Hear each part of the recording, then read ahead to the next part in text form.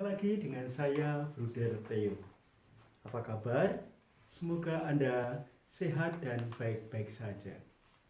Saudara dan saudari sekalian, kali ini saya ingin berbagi inspirasi yang berkaitan dengan kecerdasan perasaan. Saudari dan saudara sekalian, penting sekali dalam hidup kita, entah untuk mengembangkan diri, menjadi pribadi yang dewasa, matang, dan membahagiakan, dan juga untuk dapat hidup bersama dengan orang lain. Sangat penting kemampuan kita dalam mengelola perasaan kita. Nah, paling tidak ada 8 prinsip yang perlu kita perhatikan sehubungan dengan kecerdasan perasaan yang berkaitan dengan sikap, tindakan, atau perilaku kita, baik untuk pengembangan diri sendiri maupun juga dalam hidup kita bersama dengan orang lain. Nah, yang pertama apa? Yang pertama adalah kita mengendalikan dan bertanggung jawab terhadap perilaku kita. Saudari dan saudara sekalian, setiap pribadi itu memiliki perasaan tanggung jawab, memiliki rasa tanggung jawab. Dan perilaku kita, perbuatan kita, atau sikap kita, itu merupakan pilihan kita ya, terhadap suatu keadaan, terhadap suatu rangsangan, untuk berbuat sesuatu, untuk melakukan sesuatu, untuk bertindak sesuatu. Nah, oleh karena itu, pilihan yang telah kita buat terhadap rangsangan, terhadap situasi tertentu, itu merupakan pilihan kita sendiri, merupakan putusan kita sendiri. Oleh karena itu, kita juga hendaknya bertanggung jawab terhadap perilaku kita. Oleh karena itu, karena perilaku kita itu yang bertanggung jawab pada kita sendiri, kita perlu mengontrol sikap dan tindakan kita, ya, baik untuk diri sendiri maupun untuk orang lain.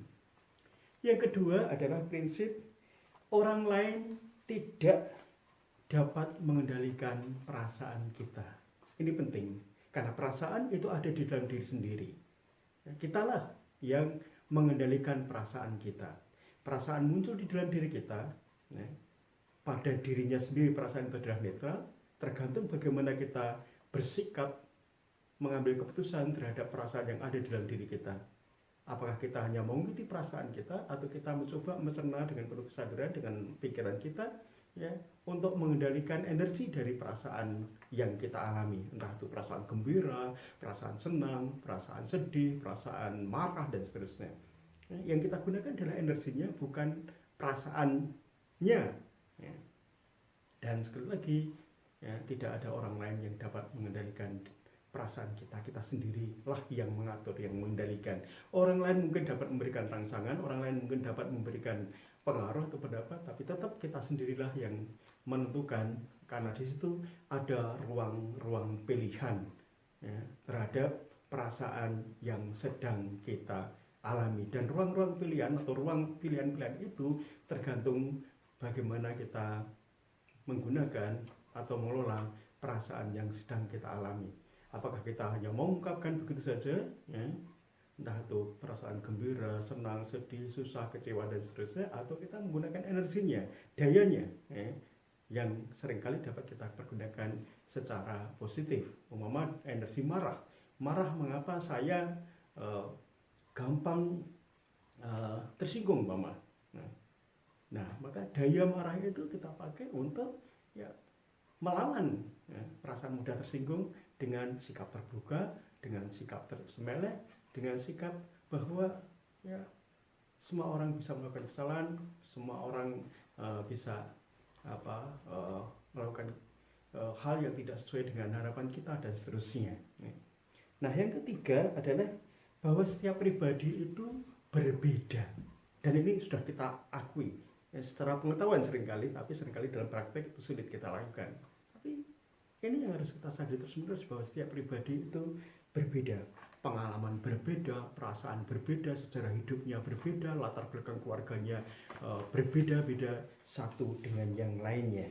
Jadi, oleh karena itu, dalam situasi yang sama, dalam memandang suatu objek yang sama, ya, seringkali pendapat, gagasan, sikap kita, tanggapan kita berbeda-beda karena memang setiap orang itu memiliki sejarah yang berbeda, latar belakang yang berbeda, perasaan yang berbeda, cara berpikir yang berbeda, dan seterusnya. Nah, oleh karena itu, dengan kesadaran bahwa masing-masing pribadi berbeda itu, lalu kita usahakan agar kita dapat menghargai orang lain, dapat mengapresiasi pendapat orang lain, dapat memaklumi ya, dan menerima mengapa seringkali tanggapan orang itu berbeda dengan tanggapan saya, walaupun situasinya sama, walaupun objek yang kita pandang itu sama. Maka sekali lagi sangatlah penting sekali lagi untuk menyadari bahwa orang lain itu berbeda dengan saya, dengan cara kita melihat bahwa mereka unik, sejarah hidupnya berbeda, latar belakangnya berbeda, perasaannya berbeda, pikirannya berbeda, kulturnya berbeda, dan seterusnya. Nah, yang keempat adalah bagaimanapun juga tentu saja saya dan orang lain itu oke. Yang saya maksudkan apa? Yang saya maksudkan bahwa mereka diciptakan Tuhan ya, hadir di dunia ini ya, dengan maksud baik, dengan kebaikan ya, dan keberadaannya sendiri adalah menurut kehendak Tuhan ya. Diciptakan menurut kehendak Tuhan, kita juga diciptakan menurut kehendak Tuhan. Hanya yang sering terjadi kan perilakunya, sikapnya yang berbeda satu dengan yang lain. Nah, oleh karena itu di sini pentingnya kita membedakan antara sikap, perbuatan dengan keseluruhan kepribadiannya, dengan keberadaannya, dengan kehadirannya sebagai seorang pribadi yang sama-sama diciptakan Tuhan ya, sesuai dengan kehendaknya ya, yang mereka ya penuh penghargaan, mereka harus kita terima juga tanpa syarat, termasuk kita juga ingin diterima, disayangi tanpa syarat ya. Yang kelima adalah bahwa sekali lagi ini kaitannya adalah perasaan dan perilaku itu berbeda, being dan doingnya itu berbeda. Oleh karena itu memang harus ada kecerdasan, ada keterbukaan dari kita untuk ya bagaimana aku tetap bisa berteman, bagaimana aku bisa bersahabat, bagaimana aku tetap bisa bersaudara terhadap orang tertentu ya, karena kita melihat kepribadiannya secara keseluruhan, keberadaannya ya. Walaupun kadang-kadang kita kecewa, walaupun kadang-kadang kita tidak suka terhadap perilaku tertentu, sikap tertentu, cara berpikir tertentu, atau mungkin kita tidak setuju dengan ide-ide tertentu, tapi kepribadiannya, keberadaannya, kehadirannya sebagai seorang manusia itu tetap harus kita tetap harus kita ini sama-sama ciptaan Tuhan, sama-sama juga ingin bertumbuh dan berkembang. Oleh karena itu kita perlu menghargai dan selalu menyadari bahwa perasaan dan perilaku itu berbeda ya. Orang yang sedang mengalami kegembiraan mungkin perilakunya berbeda, mungkin harapannya kita lalu lonjak-lonjak dan seterusnya, tapi mungkin orang tetap bisa tenang dan seterusnya. Tapi begitu juga orang yang sedang marah ya, itu mungkin juga lalu pada suatu saat melakukan perilaku agresif tertentu, tapi agresivitas tertentu itu tidak sama dengan kemarahan, apalagi tidak sama dengan seluruh kepribadian orang itu. Jadi tidak selalu sama antara perasaan yang sedang dialami seseorang dengan perilakunya. Ini yang harus kita perhatikan juga. Dan yang keenam adalah semua perasaan itu sekali lagi benar pada dirinya sendiri, dalam arti ya entah itu perasaan marah, sedih, senang, kecewa, itu pada dirinya sendiri kan netral. Hanya yang sering bisa menjadi salah atau tidak tepat itu adalah bagaimana kita mengekspresikan perasaan kita dengan perilaku atau sikap tertentu. Nah, inilah kecerdasan perasaan yang kita butuhkan, bagaimana kita mengelola perasaan kita dan kita mencoba untuk mengungkapkannya dengan bijaksana. Umpama kalau kita sedang sedih ya mungkin kita bisa mengungkapkan dalam coretan-coretan dalam buku harian, atau kita bisa cerita bagaimana kesedihan kita, apa yang menyebabkan dan seterusnya, tapi tanpa harus kita sedih lalu kemudian mengurung diri di rumah terus diam, lalu kemudian tidak bisa berbuat apa-apa dan seterusnya. Itu tentu tergantung bagaimana kita mengambil keputusan terhadap perasaan yang ada. Nah, oleh karena itu perasaan itu juga oke kita alami ya. Setiap orang juga pasti akan mengalami perasaan yang berbeda-beda. Dalam satu hari kita bisa melihat dari bangun pagi sampai malam mau tidur, itu perasaan yang ada dalam diri kita itu saya kira bergantian ya. Mungkin pada waktu hari pagi hari kita bangun kita senang sekali dan seterusnya, tapi mungkin sedikit lebih siang kita menemukan di jalanan begitu crowded, begitu traffic dan seterusnya, lalu kita merasa aduh jalan macet, ya sedikit marah. Atau mungkin kita ketika masuk kantor menemukan ruangan kantor sedikit kotor atau tidak teratur, lalu kita kecewa dan seterusnya. Coba nah, tapi bagaimana kita bisa tetap stabil, bagaimana kita bisa tetap tenang, itu adalah bagaimana kita mengelola perasaan yang ada di dalam diri kita. Tidak gampang, tapi ini perlu kita usahakan. Yang selanjutnya adalah bahwa perasaan itu dapat berubah, termasuk dapat mengubah diri kita.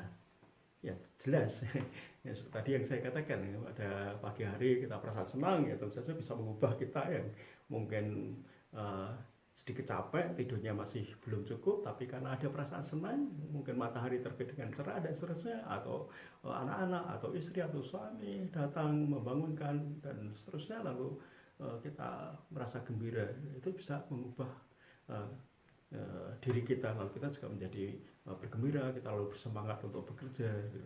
Begitu juga sebaliknya, ketika kita mungkin menemukan sesuatu yang mengecewakan, lalu juga kita menjadi mungkin tidak begitu bersemangat lagi dan seterusnya. Nah ini maka kita harus hati-hati sekali lagi menyikapi terhadap perasaan yang sedang kita rasakan, karena itu bisa mempengaruhi lingkungan dan juga mempengaruhi diri kita.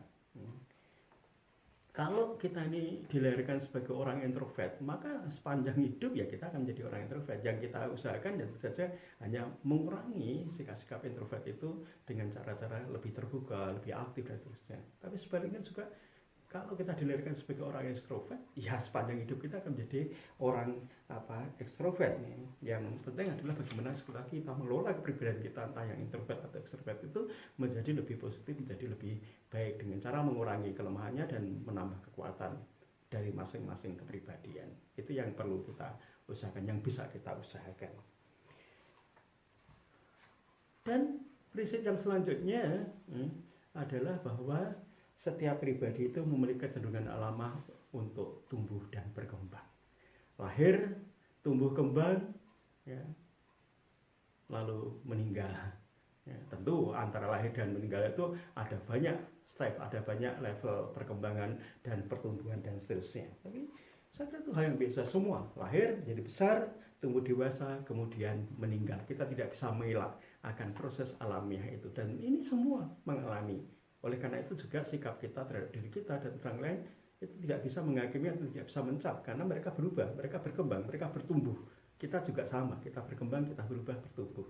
Ya, ada kemungkinan banyak untuk menjadi lebih baik, tapi yang baik juga bisa berubah menjadi kurang baik atau tidak baik dan seterusnya. Nah, oleh karena itu bagaimana kita menjaga agar pertumbuhan dan perkembangan kita dari lahir menjadi besar, tumbuh dewasa dan meninggal itu semakin bahagia, semakin bermakna dengan misi.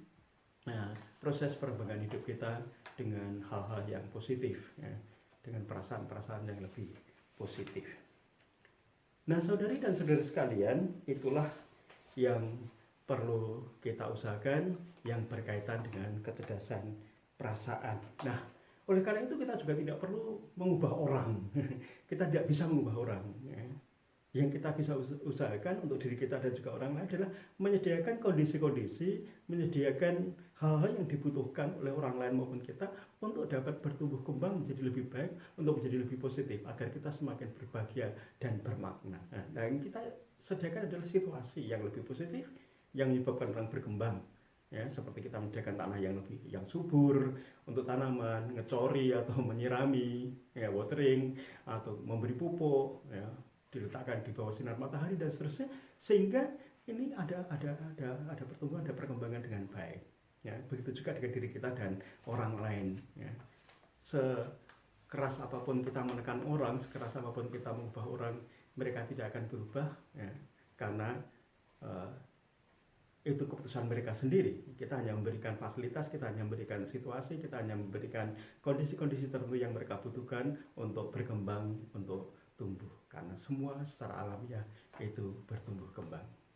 Saudara dan saudari sekalian, itulah 8 hal atau 8 prinsip yang berkaitan dengan kecerdasan perasaan, ya, untuk mengembangkan diri, ya, agar kita menjadi semakin lebih dewasa, lebih matang, mampu mengelola perasaan-perasaan kita dan perilaku kita, dan juga dapat hidup bersama dengan orang lain lebih baik.